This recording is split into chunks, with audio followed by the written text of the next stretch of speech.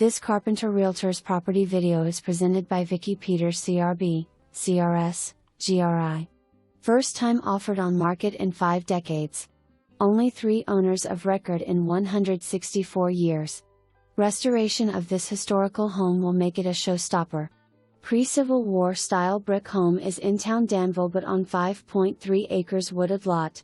Looking for a buyer who appreciates the historic value of this home and architectural features. Built in 1858 by Leander Campbell, one of Danville's early attorneys, eventually purchased by Judge Brill of Danville. Butler's pantry between kitchen/dining room.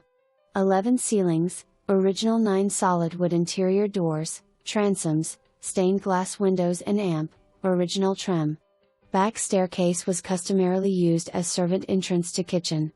2 HVAC systems, new in 2011-2016. 4 bedroom '(S+ den and 4 baths.